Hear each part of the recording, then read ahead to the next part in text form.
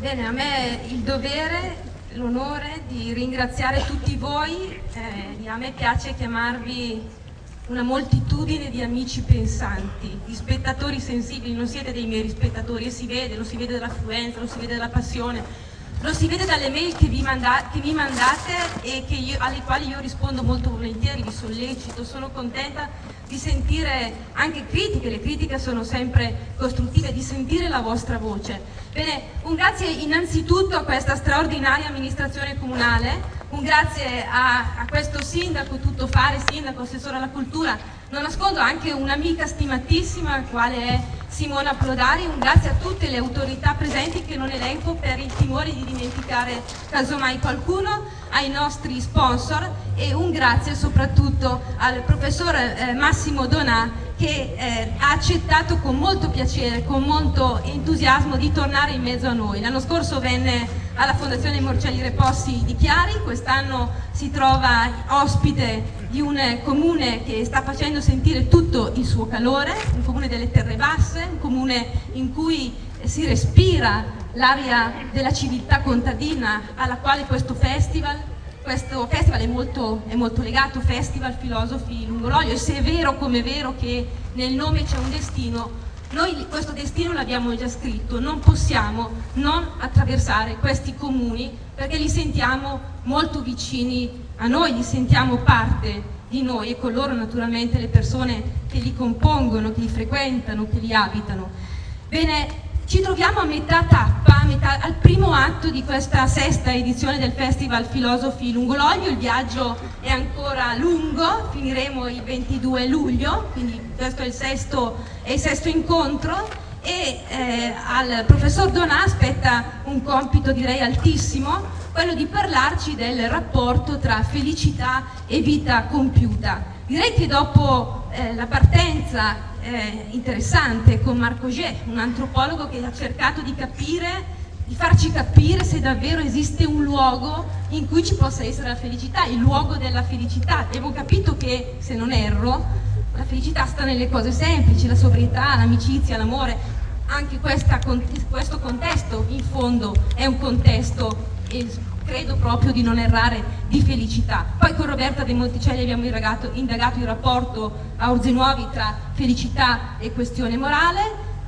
Con Sergio Givone e Duccio Demetrio, entrambi in terra cremonese, abbiamo indagato il rapporto tra felicità e scrittura, tra felicità e libertà. Con Armando Massarenti in un'altra bellissima villa del nostro territorio, la Villa Feltrinelli, proprio una settimana fa siamo partiti per 6 ore massimo di felicità, o idealmente siamo partiti per 6 ore di felicità, e stasera parleremo di vita compiuta. Bene, io non voglio rubare troppo tempo, mi permetto semplicemente di dire pochissime cose su Massimo Donà, che è un volto famosissimo, giovanissimo, è diventato ordinario di filosofia teoretica all'Università Vita Salute di Milano, una collaborazione, una frequentazione, un'amicizia, una consuetudine importante con Massimo Cacciari. Con Massimo Cacciari e Romano Gasparotti è anche stato autore di questa opera omnia, di questo importantissimo filosofo che è Andrea Emo,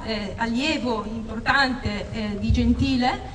E Massimo Donà è anche un artista, come diceva prima il nostro sindaco, è un musicista, all'attivo 6 CD, ha un quartetto. Io spero prima o poi di trovare i mezzi per poter ospitare anche un'esibizione musicale da musicista di questa grande figura eclettica. E lasciatemi dire, i nostri ospiti sono tutti connotati, forse, e tolgo il forse perché sono tutti grandi e quindi non hanno bisogno di mostrare nulla a nessuno, da questo tratto di umanità e di semplicità che fa emergere, fa trasudare tutta la loro semplicità, tutto ciò che sono davvero. Io credo che questo vada e giochi a loro merito.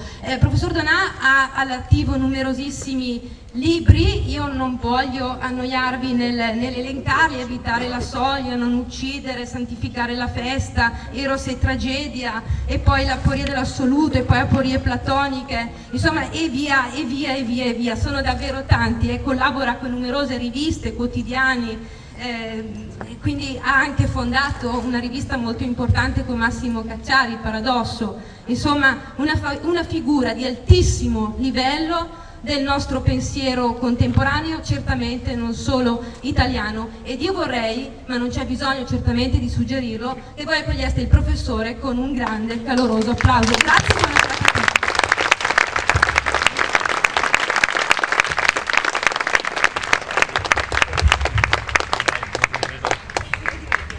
Grazie. È acceso? Sì. Grazie a tutti di cuore, grazie a Francesca, generosissima sempre nelle presentazioni. Fate conto che è vero un terzo di quello che ha detto, ma insomma spero di essere almeno simpatico. Questa sera in realtà, in questo luogo straordinario che non conoscevo, ma queste cose sono belle anche perché ci fanno scoprire un sacco di luoghi straordinari di cui l'Italia è piena, e la vostra presenza così numerosa ci fa capire che davvero in Italia, adesso dico una cosa che non c'entra niente ma la dico lo stesso, potremmo vivere solo di cultura, di arte, senza avere nessun problema economico in Italia. Se come voi l'avete capito e capissero molti altri, forse le cose sarebbero un po' meglio. Ma passiamo alla nostra questione. Io, vi accorgerete, non nominerò mai la parola felicità. Spero che questo vi renda felici. Parlerò di vita compiuta, perché poi la felicità sta sullo sfondo, lo vedrete, lo capirete, sono certo. Perché non vado avanti troppo, mi tengo l'orologio lì. Allora, comincerei così. Siamo tutti un po' avventurieri. Voi direte, no, come? Io no, io sto a casa, vado a fare le spese, vado a messa, che avventuriero. Siamo tutti un po' avventurieri. L'importante è capirci. Cosa significa avventura? Cominciamo da un po' di lessico. Avventura, sì, vabbè, so già. No, sai mai niente. Avventura. Allora, avventura ha a che fare con advenire, qualcosa che viene ad. Ciò che potremmo cominciare a dire accadrà. Le cose che verranno. Avventura, le cose che verranno. Ma avventura ha anche un altro significato più specifico, cioè quello di indicarci qualcosa che avverrà ma che sarà in qualche misura inaspettato, straordinario, che sarà in grado di sorprenderci. Quando uno dice hai uno spirito avventuroso, è uno che ama il sorprendente, ciò che non è scontato, che non è banale, che ci potrà sorprendere. E poi tutti lo sappiamo, c'è un altro senso della parola avventura. Hai avuto un'avventura, di la verità, di tutta la verità, avventura amorosa, no? Che di solito, non sempre, ma di solito è un'avventura frivola, passeggera, era solo sì, una serata, un po'. No. Però queste avventure che ci sorprendono, che ci scuotono, sono nello stesso tempo attraenti, se no non saremmo tentati dalle avventure, ma anche qualcosa in sé di rischioso, che sono a rischio. Possiamo mandare a remengo, come dicono dalle parti mie, una famiglia, un equilibrio, una vita intera, no? Per un'avventura, no? C'era anche una famosa canzone di Lucio Battisti, molto bella, no? Perché l'esito dell'avventura è sempre incerto, se no non sarebbe un'avventura, evidentemente. L'Ariosto parla di Buonaventura, che non è il signor Buonaventura. Queste sono cose che più o meno sappiamo tutti. Vabbè, stiamo qua a sentire questo signore che ci parla di cose che sappiamo già. Un attimo. È solo questo che viene detto dalla parola avventura? Cosa c'entra l'avventura con la felicità, con la vita compiuta? Ma verrà fuori, piano piano. Allora, si può parlare di un avvenire anche, e di un'avventura anche a proposito di cose che non sono poi così sorprendenti, così incerte, così casuali, così sorprendenti? Potremmo anche sospettare, cominciamo così, che forse in qualche misura ci si avventura anche laddove si sia in grado di lasciare che le cose vengano a noi e ci realizzino. E noi infatti, se pensate un po' alla vostra vita, la nostra vita, anche la mia, non è che sia un'altra, sono più o meno tutte simili, che se ne voglia dire. Ma pensiamo alla nostra vita, capiamo che la nostra realizzazione, la mia vita com'è stata? Beh, uno schifo, no? Beh, mi sono abbastanza realizzato, mi sono pienamente realizzato, compiutamente realizzato. Beh, in che misura possiamo dire questo? Nelle misure in cui abbiamo lasciato venire a noi, attenzione, venire a noi, le cose, attraverso le quali solamente possiamo realizzarci, attraverso le cose che lasciamo venire a noi.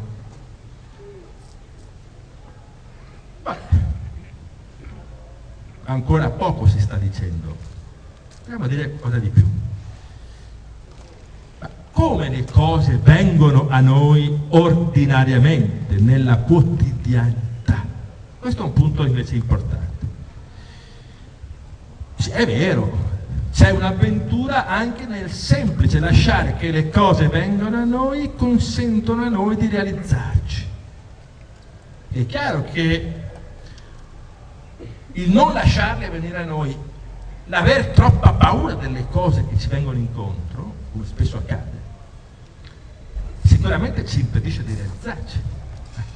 Se noi ci chiudiamo a riccio, non solo non faremo nessun tipo di avventura, ma molto probabilmente la nostra vita risulterà povera, sola, solitaria.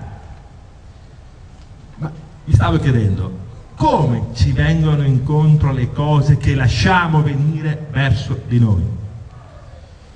Questo è il punto. C'è un modo comune, al di là delle differenti situazioni che possiamo vivere nella vita, c'è un modo che accomuna tutte le cose e che dice il modo in cui esse vengono a noi? C'è, ve lo dico io. Molto semplice. Noi lasciamo che le cose vengano a noi sempre e solamente in vista di qualcosa d'altro rispetto alle cose stesse. Voi direte, ma non me ne sono mai accorto. Pensateci, proviamo a spiegarci meglio. Le cose noi non le prendiamo mai, dico più o meno mai in considerazione di per se stesse. Voi direte, falso. Io amo la mia compagna, il mio compagno, e per se stesso, non per altro. Non ho scopi altri. Il mio amore è puro. Insomma. Ma non perché abbiamo secondi fini loschi e oscuri, impronunciabili. No. Molto semplicemente per questo motivo. Perché tutte le cose hanno il significato che hanno, banalmente parlando, hanno il significato che hanno. Questo non lo dice Massimo Donà, che sarebbe poca cosa. Lo dice Platone, Repubblica, 10° libro della Repubblica. invito a sfogliare il 10° libro della Repubblica fino a trovare una frase che purtroppo non ho quasi mai sentito citata dai filosofi, dagli studiosi di Platone. È una frase straordinaria. Platone dice: la verità, la saggezza, la bellezza che viene nelle cose, quindi no, qualcosa di secondario, la verità, il senso vero delle cose è dato, Platone dice questo, no un empirista inglese del Settecento, Platone, il senso delle cose è dato alle cose dal loro senso pratico, praxeos, dice Platone, cioè dall'orizzonte utilitaristico in vista del quale le cose hanno il senso che hanno. Per farci capire, per non essere astratti come troppo spesso i filosofi rischiano di essere, diciamo che questo bicchiere, tutti lo vedete, il bicchiere d'acqua ora bevo anche, ci vuole? Questo bicchiere è un bicchiere, grazie, e ha il suo significato. Dice, beh, è chiaro che è un bicchiere, siamo tutti. Ma perché un bicchiere? Ci avete mai pensato? È un bicchiere solo perché so connetterlo ad un fine che è altro dalla sua esistenza. Cioè mi serve per rinfrescarmi di nuovo la bocca, per poter parlare meglio. Se non avesse questo fine non sarebbe un bicchiere. Non sarebbe un bicchiere. Questo tavolo è lo stesso. È un tavolo solo in relazione al fine, all'utilità che lo rende un tavolo. Se non consentisse a me di tenere questi fogli sul tavolo, tenere il mio bello orologetto sul tavolo, non sarebbe un tavolo, non funzionerebbe come tavolo. Diremmo noi sarebbe un cattivo tavolo, cioè non sarebbe un tavolo. Allora capite bene che a ben vedere le cose servono in vista di un fine, e questo esser serve di un fine, di tutte le cose, è ciò che dà alle cose stesse il loro significato, punto. Non si esce da qui.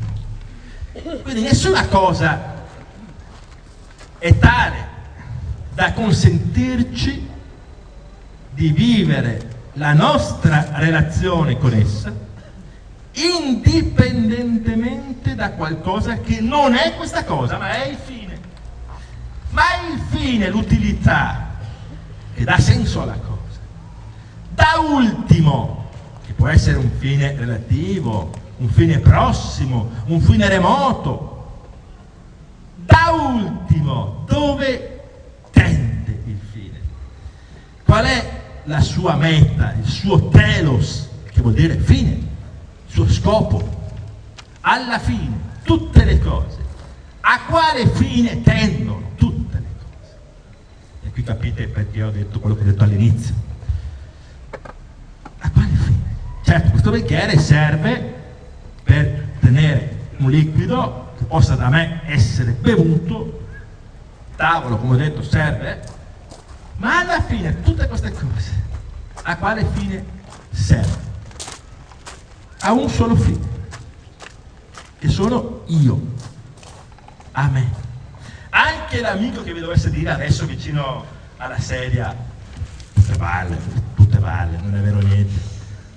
E ripeto, io amo la mia compagna che è lì vicino, che mi deve sentire bene, lo sto dicendo, senza nessun fine per se stessa. Vale, c'è anche lì un fine. Qual è il fine? Il mio benessere. Io sto con quella persona non per se stessa, perché io sto bene con lei. Non raccontiamoci batte. Non esiste amore da questo punto di vista disinteressato. Alla fine ci sono sempre io, c'è sempre l'io. Al di là di fini parziali, scopi determinati, lo scopo vero a cui tutti gli scopi rimandano, sono io. Tutte queste cose servono a me. Ognuno di voi può dire questo. Ecco perché le cose lasciate venire a noi ci realizzano. Questo è il motivo, molto semplice. Cosa voleva mai dire questo qua prima? Lasciamo venire le cose a noi per realizzarci. È molto chiaro, è molto semplice. Tutte le cose da ultimo servono a me.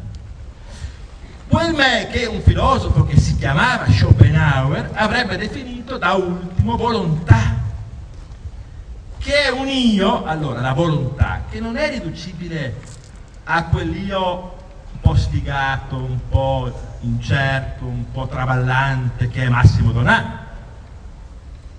Ci mancherebbe. Un io che i filosofi amano chiamare in un certo modo tecnico, ma che non è un concetto strampalato. Vuol dire questo, che vi sto per dire. Io trascendentale. L'io trascendentale non è una roba che sa dove sarà l'io trascendentale, un'entità misteriosa, metafisica, no. L'io trascendentale è quella volontà con la V maiuscola che tutto vuole attraverso il mio di Massimo Donà o il vostro di Francesca Nodari, attraverso le nostre volontà vuole realizzarsi. Voi direte, ma cosa sta dicendo sto pazzo curioso? Che c'è una volontà che trascende la mia volontà individuale? Mai vista. No. La vedete tutti i giorni in opera. Perché la vedete? Perché non la vedete come qualcosa, come vedete un bicchiere, certamente. Perché si realizza nelle volontà specifiche e determinate, che sono le mie volontà di Massimo Donà. Ma non è la volontà di Massimo Donà, perché? Per una verità semplicissima. Vi chiedo, per capire questa verità, faccio una domanda. Potreste voi non volere quello che volete? No. Possiamo lottare, sforzarci di combattere con la nostra volontà quando capiamo che la volontà ci porterebbe alla deriva. Freud chiamava questo inconscio, no? Le pulsioni inconsce. Certo, se lasciassimo emergere le pulsioni inconsce liberamente sarebbe un disastro. Saremmo tutti pedofili, tutti chiaramente, no? Per fortuna c'è un superio che ci controlla. Ma la volontà non la dominiamo. Possiamo al massimo sforzarci di frenarla, di limitarla, noi individui. Non è la mia volontà, è la volontà che vuole attraverso me. Voi direte, ma anche quando lotto con la volontà, sono succube della volontà? Sì. Perché cosa si accende quando io lotto contro una volontà che avverto potrebbe portarmi alla catastrofe? Quindi mi sforzo di non assecondarla. Cosa sta succedendo quando accade questo? Succede che semplicemente un'altra volontà si scontra con la volontà che mi fa paura, di cui avverto il pericolo e la pericolosità. È sempre uno scontro tra volontà, non se ne esce. Certo, potrà vincere nei casi migliori la volontà più legata al principio di realtà, ai codici della convivenza civile, certo. Ma se vince questa volontà non è altro che un'altra espressione della volontà, non se ne esce.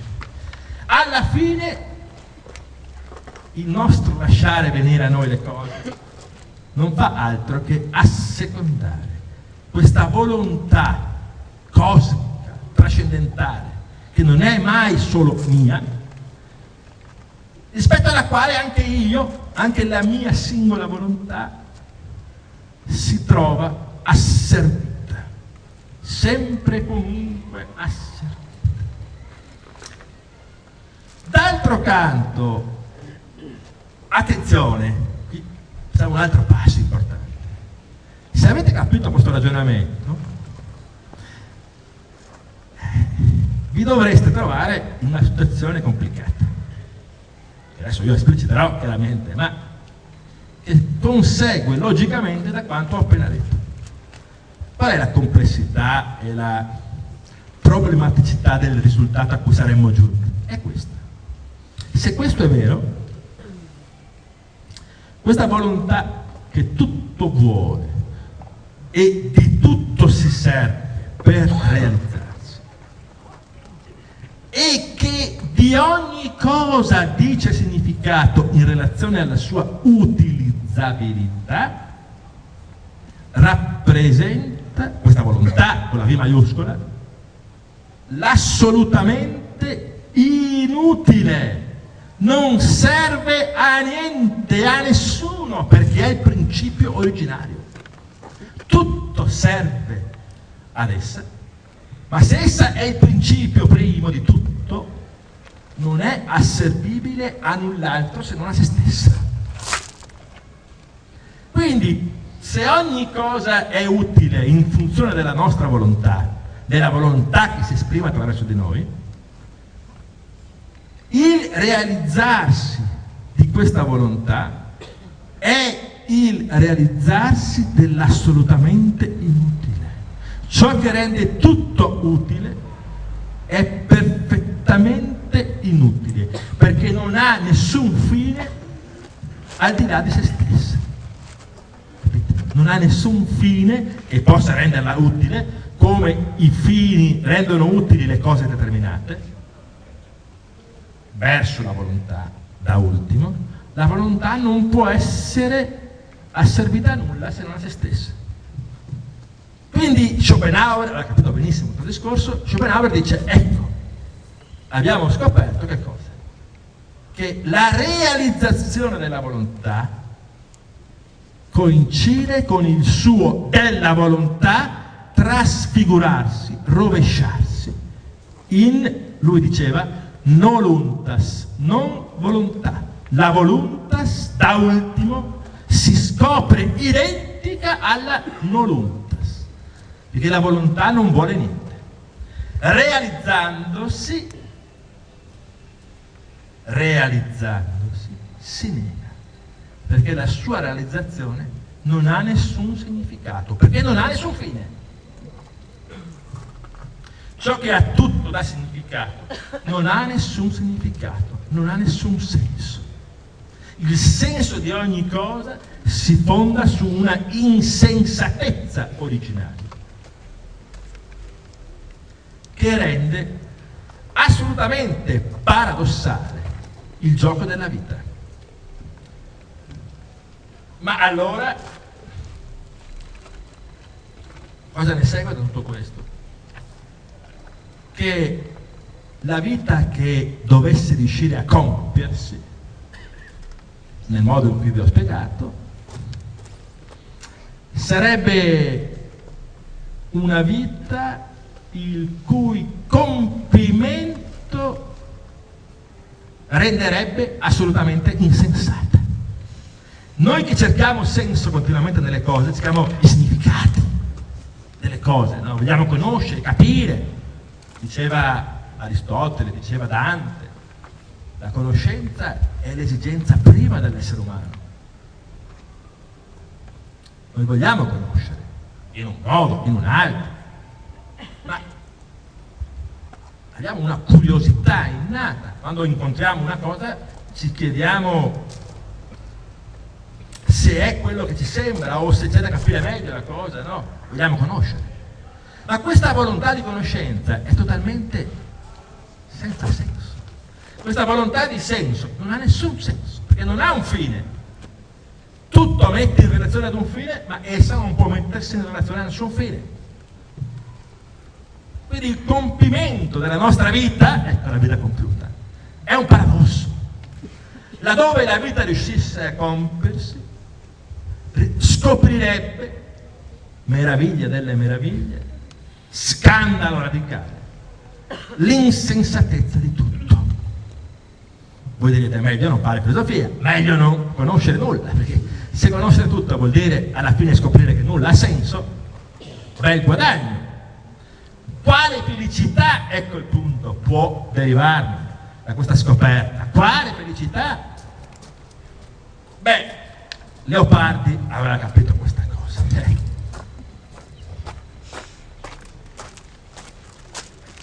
Ma è tutto qui, avrei finito la conferenza, vi saluto. No!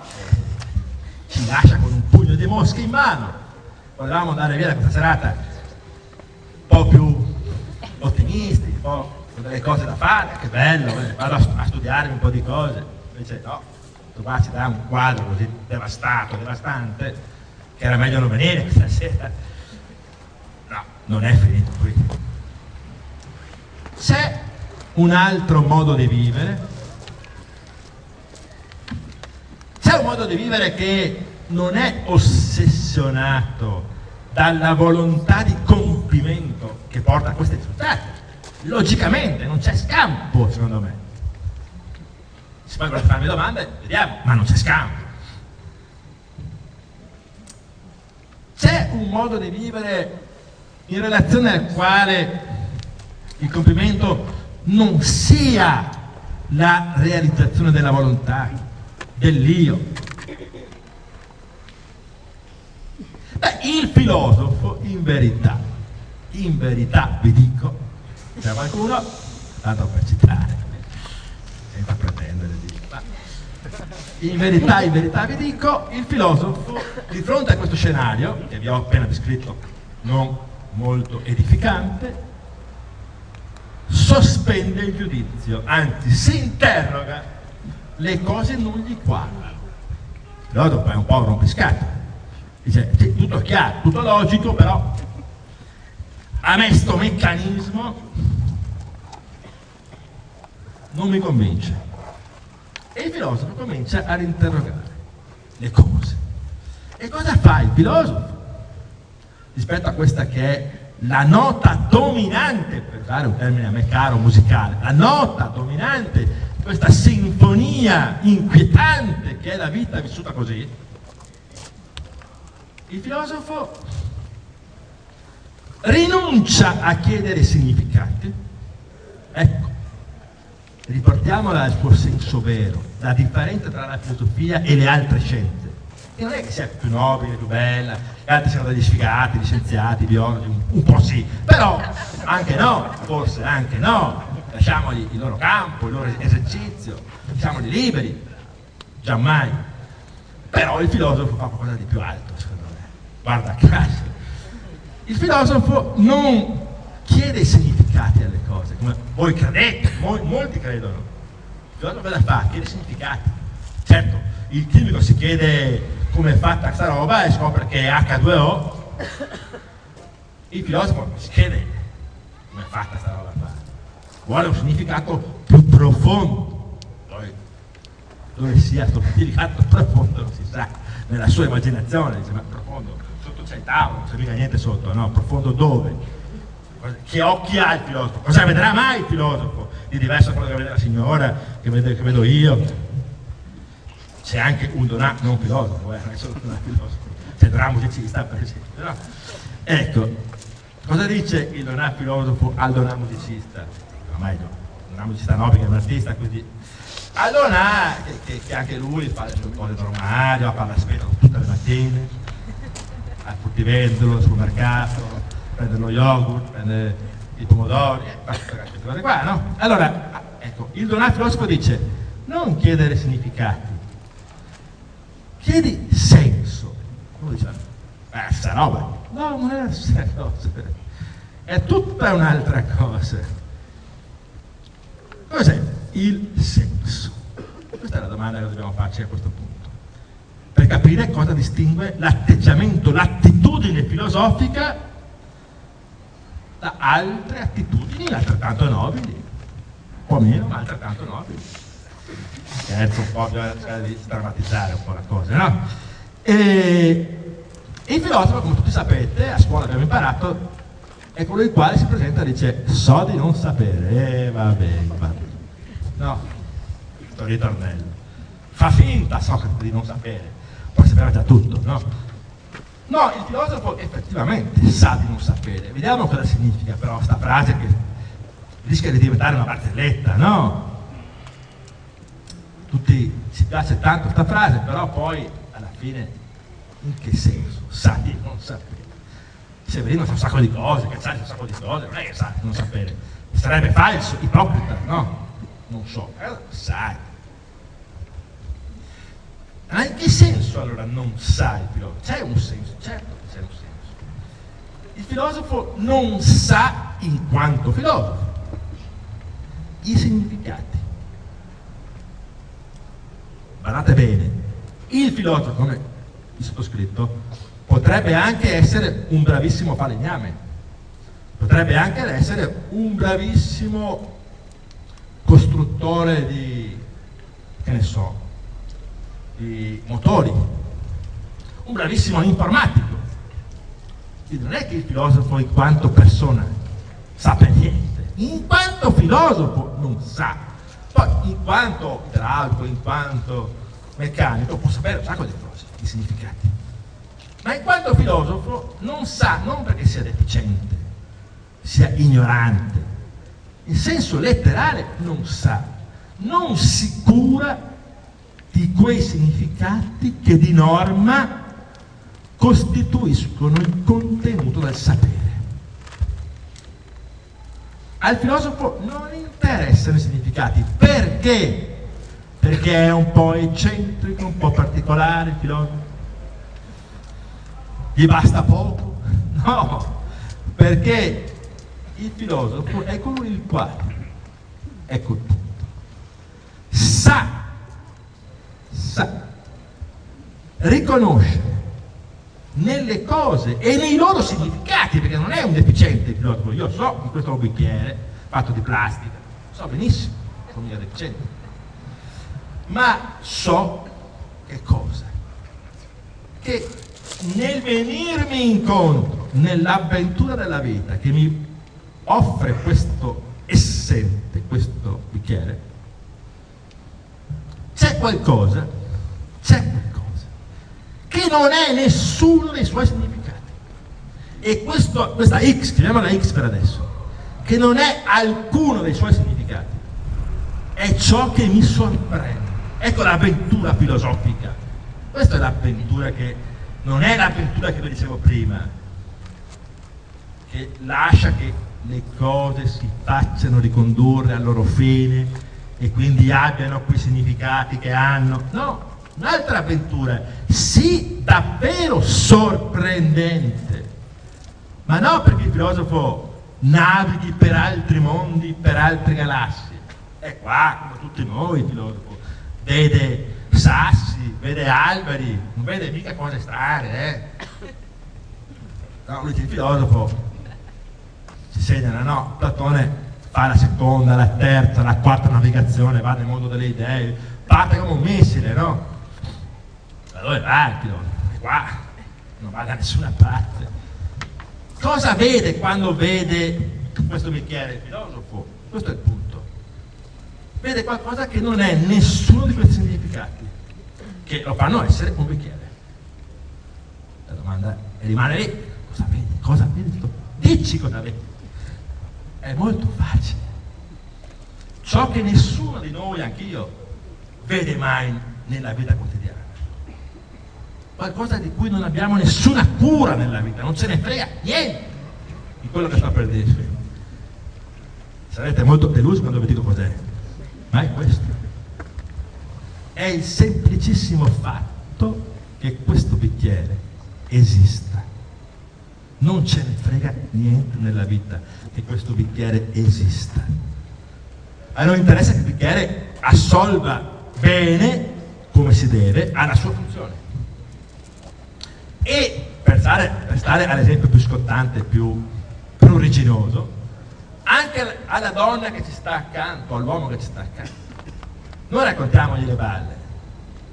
Io ti amo in quanto esisti. Balle! Non è vero, non ce ne frega niente della sua esistenza. E lo dimostriamo in ogni minuto della nostra vita. Non perché siamo dei beceri, degli schifosi, no.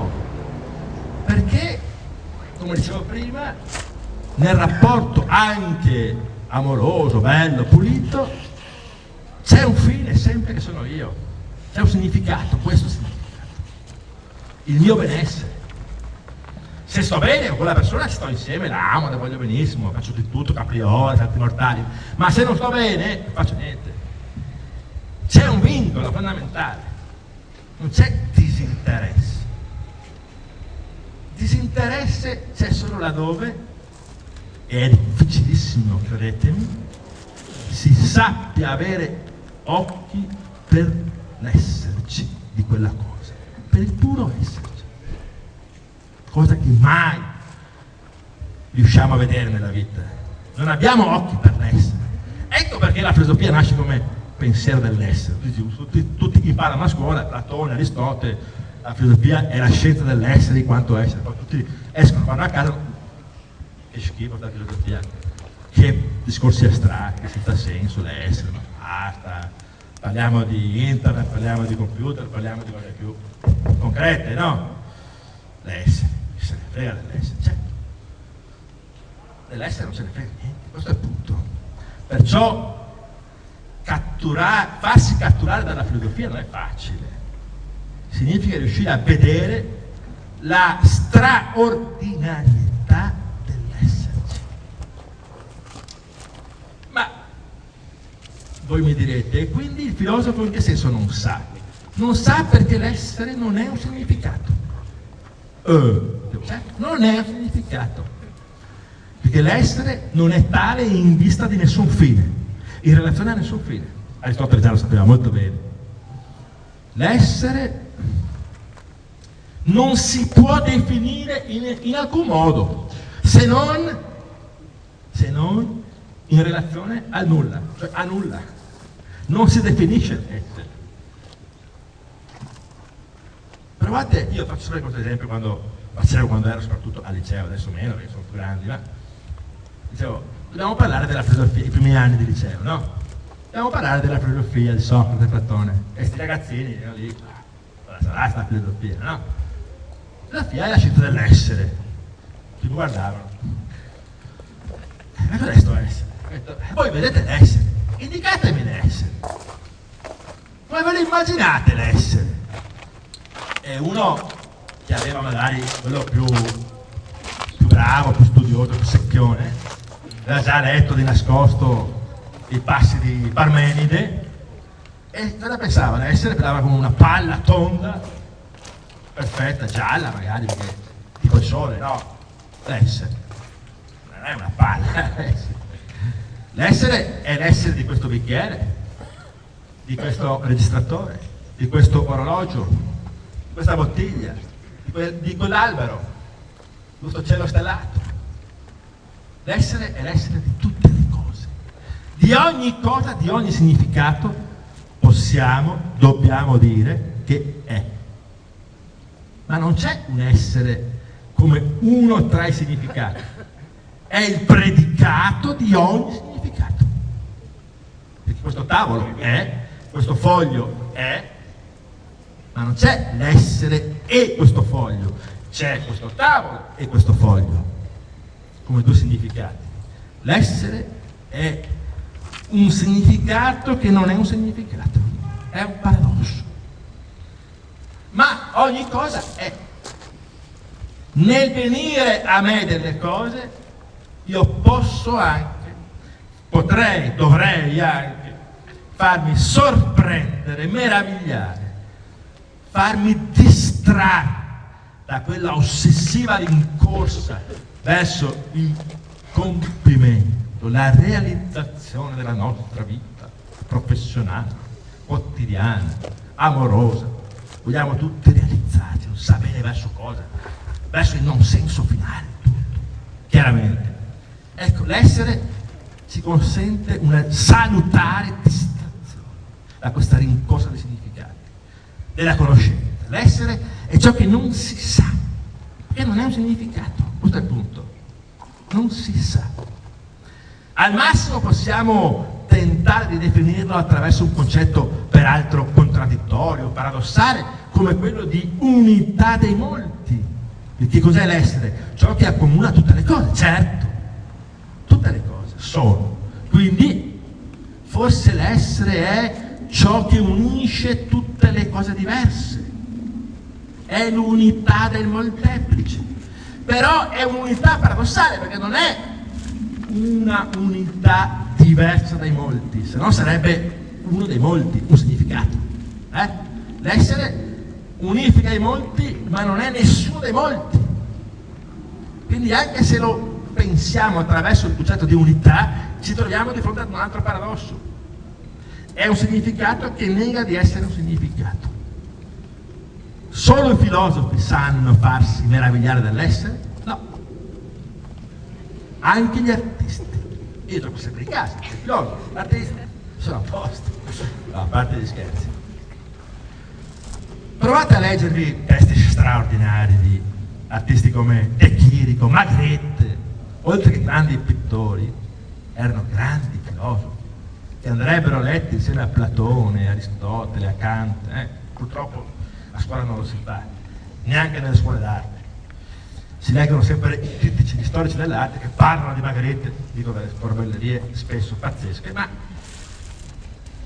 di cosa parla De Chirico? Che sapete, De Chirico è l'artista che ha prodotto uno shock mentale a Magritte quando era giovane. Magritte prima faceva quadri tipo cubista, futurista, poi ha visto un De Chirico e è andato fuori di cranio, ha capito tutto. De Chirico diceva, pittore metafisico, tutti conoscete, no? Il fratello di Savinio, il terribile vuoto scoperto dall'arte è la stessa insensata e tranquilla bellezza della materia. È puro esserci. E Magritte, che in qualche modo è suo discepolo, dice: io non sono interessante come René Magritte, come io Massimo D'Orlando, sono interessante, un pochino magari, ma io non ho idee interessanti da comunicare alla gente, né sentimenti straordinari, no? Spesso si dice l'artista chi è? È quello che sa rappresentare sulla tela i suoi sentimenti. Ma cosa c'entra? Cosa c'entra? Perché dovrebbe interessarci? Perché dovrebbe interessarci qualcosa dei sentimenti che provava Van Gogh, Raffaello? Ma perché deve essere interessante? Erano delle persone come gli altri. Non è per quello che sono interessanti, perché, come spesso si dice ancora oggi, sempre, hanno proiettato, scaraventato sulle tele, sugli affreschi, sui muri, i loro sentimenti. Non è per questo che sono interessanti. Sono i sentimenti di qualsiasi altro uomo. Rabbia, noia, dolore, gioia. Cosa c'è di diverso? Perché dovrebbe essere interessante la gioia di Matisse? Perché? O la gioia di un Picasso? Perché deve essere interessante? Non è quello che rende interessante l'opera di Picasso, di Matisse, di Raffaello, di Michelangelo. Non è questo. I loro sentimenti. E Magritte lo diceva chiaramente. Io vedo le cose che tutti vedono, il cielo, gli alberi, la montagna. Non vedo cose invisibili come quelle che hanno le visioni, dice Magritte, che è un surrealista. Dice, le cose, Magritte, capite? Magritte sono abitualmente così nascoste in conseguenza degli usi, Platone, utilizzabilità, cui sono adibite, che quando riusciamo a vederle per un istante per se stesse, direbbe Kant, come cose in se stesse, abbiamo la sensazione di conoscere il segreto dell'universo. Magritte. E poi, ancora più chiaro Magritte,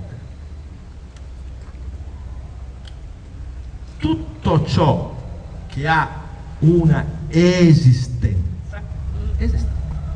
cioè tutto, è una possibilità che non sarebbe possibile, dice, senza il mistero senza il quale nessuna possibilità sarebbe possibile. Perciò, bellissima questa, sempre di Magritte, una domanda come la seguente: com'è possibile il mistero? Non ha alcun senso. che significherebbe dare un significato all'esserci.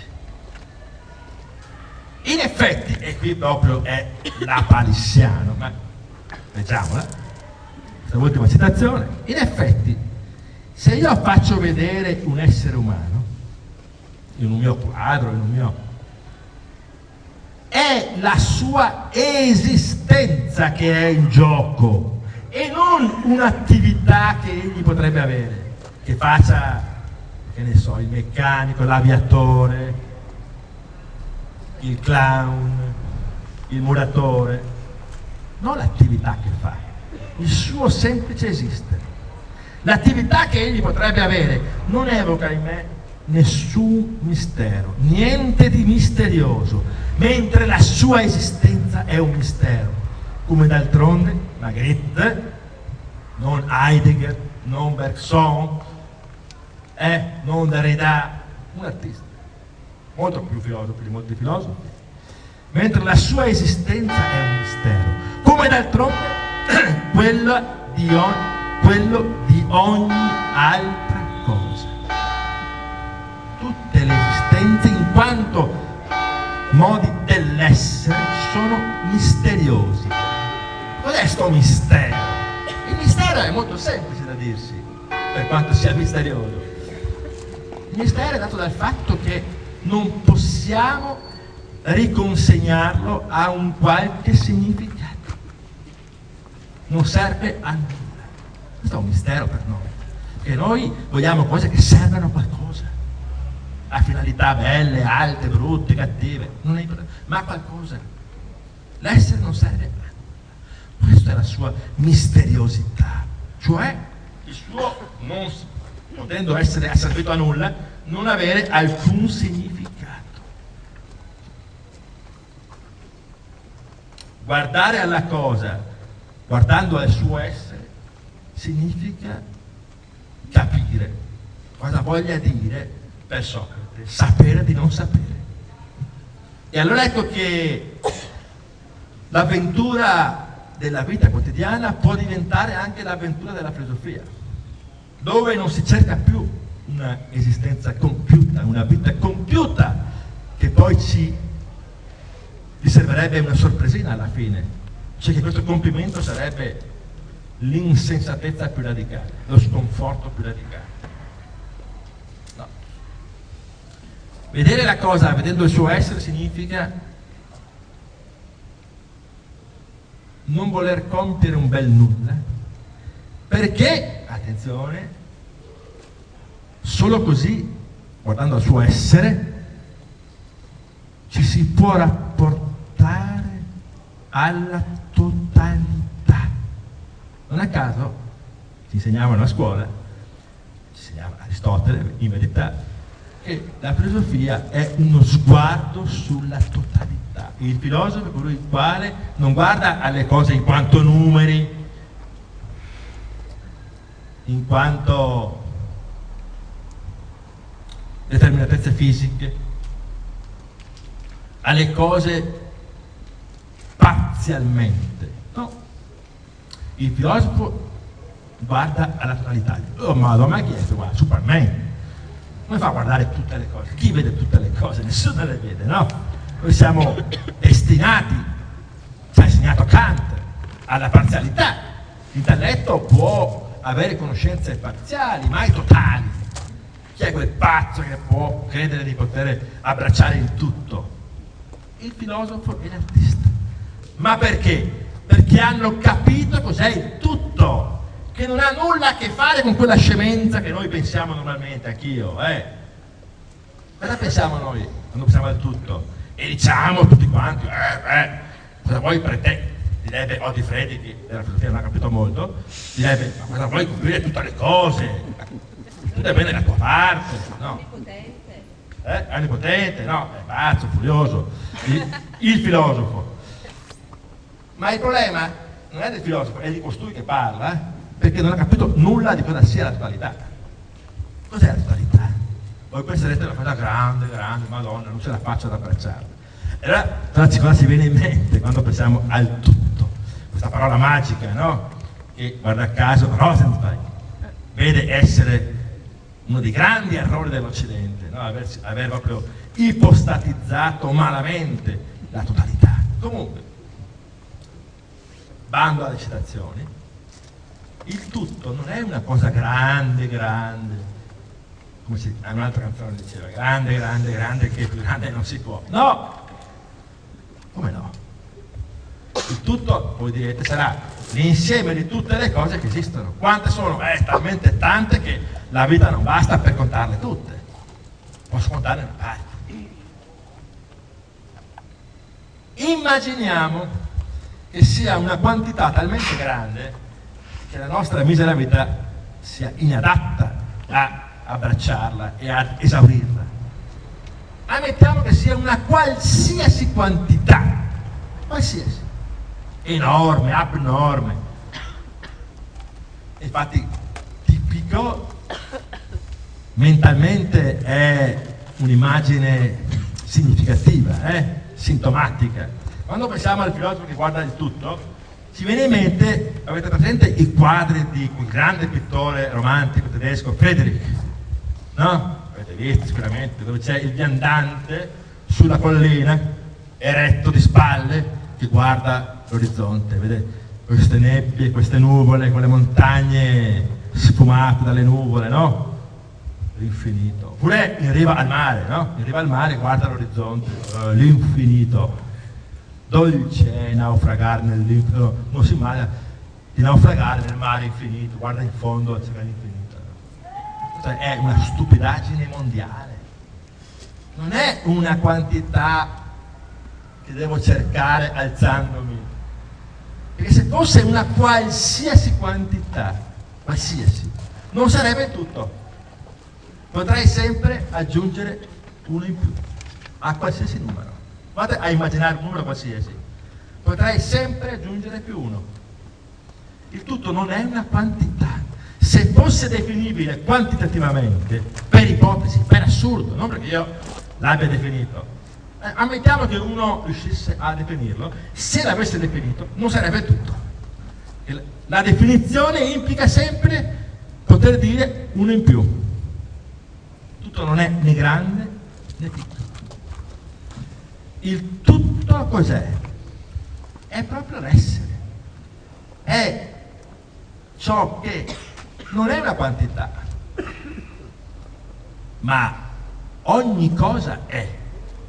Abbraccia tutte le cose, ma non perché ne abbracci tante, non perché ne abbracci tante, perché non è quantificabile, per questo è tutto il tutto. È l'inquantificabile. La totalità è una qualità, non è una quantità. O capiamo questo, non capiremo mai nulla di filosofia. Uno pensa il tutto è una roba grande. No. Il tutto è qualcosa a cui nulla sfugge. Certo, l'essere nulla sfugge all'essere. Qualsiasi cosa, nella misura in cui si lascia nominare, si lascia esperire, si lascia riconoscere, è. Nulla può sfuggire all'essere, ma non è che possiamo quantificare l'essere. Capite? Diceva un grande teologo filosofo del Medioevo, id pomaius nequi cogitari possi. Ciò di cui non posso pensare nulla di maggiore, anzi, mi riferisco ad Anselmo d'Aosta. Lui parlava di Dio, ma questo è il vero tutto. Diceva Dio è addirittura, no, non è solo ciò di cui non si può pensare nulla di maggiore, è maggiore di tutto quello che possiamo pensare, cioè non è una quantità. Perché noi possiamo pensare qualcosa di cui c'è sempre un maggiore. Capite? Allora vedere l'essere significa davvero avere davanti il tutto, ma non che si sia pazzi, scriteriati, si possa credere di, come dire, allargare le braccia e tenere insieme tutte le cose. Questa è una pazzia, una follia, una ibris folle, una prepotenza, un'arroganza ingiustificata. No, il filosofo guarda sempre il tutto, perché guarda la cosa in rapporto a quell'essere che è predicato di tutte le cose, rispetto al quale nulla è estraneo. o esterna. Andiamo a chiudere. E allora guardare a questo essere, come fanno gli artisti come Magritte, De Chirico, come fanno certi filosofi, i filosofi direi, no? Hanno capito che la finitezza della nostra esperienza, i limiti della nostra esperienza, la parzialità della nostra esperienza non sono mai un inciampo che va superato, non indicano mai la mancanza del tutto, della totalità. Noi non siamo mancanti della totalità, siamo mancanti sempre di qualcosa, non della totalità. Noi siamo sempre sguardi aperti sulla totalità. E allora io credo che solo in questo senso si possa cominciare ad accedere, gioco di parole, alla dimensione del senso e non del significato. Guardare alle cose in rapporto al loro senso e non al significato significa forse riuscire a fare ciò che da ultimo non serve, grazie a Dio direi io, a niente.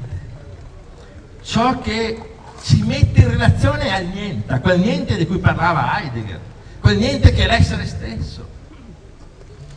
Perciò la filosofia da Leibniz, da Heidegger si sarebbe chiesta, e la domanda filosofica fondamentale sarebbe risuonata così sempre: perché l'essere non il niente? Questa è la domanda filosofica. Ma no, perché questi erano dei pazzi che avevano di meglio da fare nella vita. Domande insulse, no? Ma che ne dico, dai, una cellula, trovami la malattia, sì, non la malattia, trovami la medicina per curare le malattie, fai qualcosa di utile. Certo, ci vogliono cose utili nella vita, ma le cose utili non dovrebbero impedirci di capire che se noi stiamo fermi alla regione intellettuale e conoscitiva, staremo fermi a quella dimensione che anche per Dostoevskij era l'inferno. L'inferno, diceva Dostoevskij, è la regione superiore della mente, la regione intellettuale.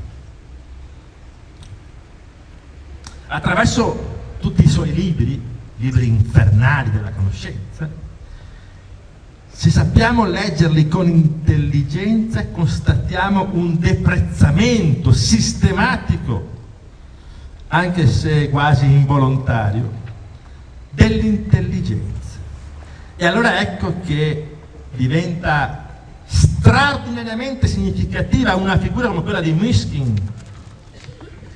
grande personaggio dostoevskiano, il principe che tutto capisce e penetra pur essendo semplice, privo di conoscenze, sprovveduto quasi nelle cose del mondo, nei significati, però con infinita capacità di amore, ma non quell'amore che dicevo prima, che è amore sempre interessato, un amore davvero scandaloso, capace di perdono ingiustificato. Il vero perdono è sempre ingiustificato, se no non è perdono.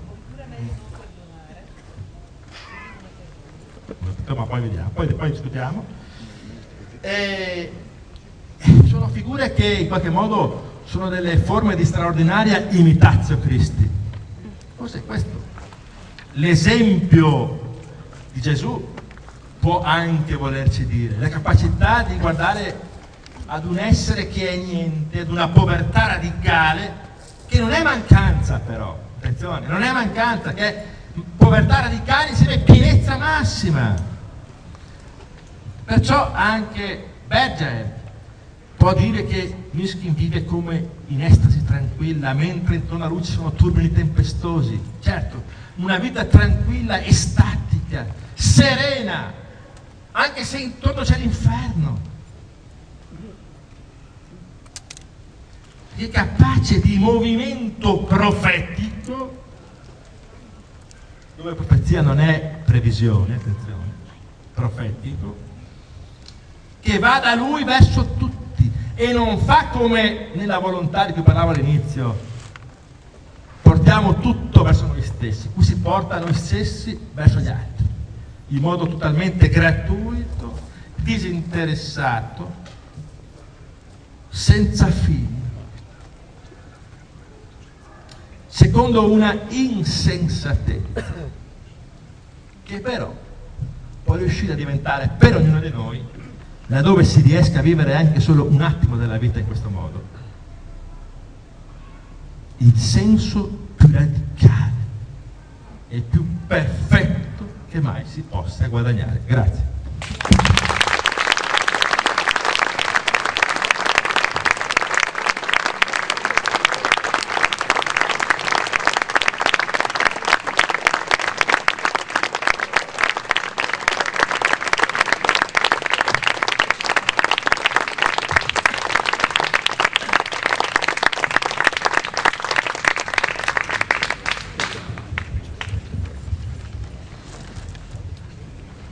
Cosa dobbiamo chiedere dopo una lezione così? Beh, gli spunti sono innumerevoli, sono tanti. Il professor Donardo naturalmente è ben disposto a rispondere alle vostre domande. Io proporrei di raccoglierne 3 o 4, magari gentilmente piuttosto brevi, di modo che tutti possano fare la loro e poi il professore possa rispondere. Io però purtroppo mi devo spostare perché ho questo faro che mi abbaglia e non vedo nulla.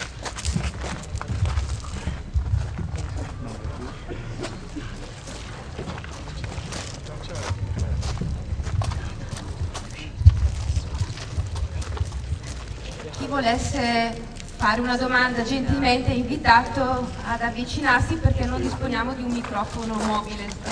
Grazie. Mi scusi, grazie. Diceva siamo nell'Agamennone di Eschilo, il partire è capire. Quindi se noi andiamo alla radice, diciamo così, dell'esistenza, nel mondo della vita, no? Come diceva Husserl, credo che dobbiamo, per esempio, vedere quando cioè un'altra espressione che a me ha colpito molto è quella di Jasper, quando dice che quando noi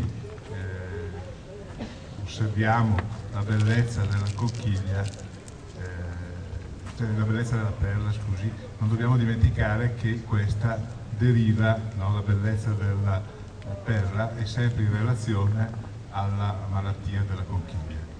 E credo che questo sia il significato, il colmo del problema, cioè la vita vista nei suoi aspetti negativi e positivi genera per se stessa, nella sua autenticità, fondamentalmente, come dire, quella che si può chiamare felicità, cioè quelle tracce di felicità. Bellissima domanda.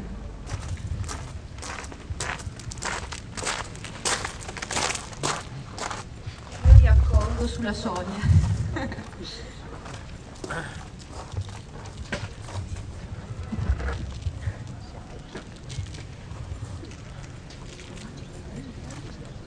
Dostoevskij ritorna, Beh.